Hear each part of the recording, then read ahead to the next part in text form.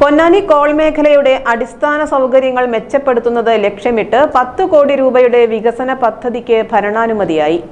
Ponnani call മേഖലയിലെ അടിസ്ഥാന സൗകര്യങ്ങൾ മെച്ചപ്പെടുത്തുന്നതിനായി 10 കോടി രൂപയുടെ വികസന പദ്ധതിക്ക് ഭരണാനുമതി ലഭിച്ചു. സമഗ്ര കോൾ വികസന പദ്ധതിയുടെ ഭാഗമായി ഈ തുക വിനിയോഗിക്കുമെന്ന് അധികൃതർ അറിയിച്ചു.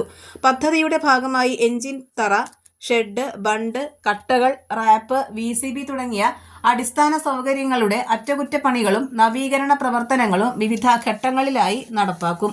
റീബിൽഡ് കേരള ഇനീഷ്യേറ്റീവ് പദ്ധതിയുടെ ഭാഗമായാണ് ഭരണാനുമതി ലഭിച്ചിരിക്കുന്നത്.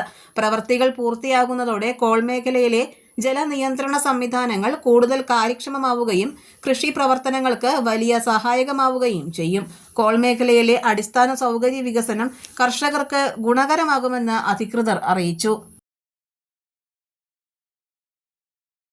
മികച്ച പഠനത്തിന് ഇനി പുതിയ ക്യാമ്പസിലേക്ക് KMM college for advanced studies. പുതിയ അധ്യയന വർഷത്തേക്ക് ആൺകുട്ടികൾക്കും പെൺകുട്ടികൾക്കും അഡ്മിഷൻ ആരംഭിച്ചിരിക്കുന്നു.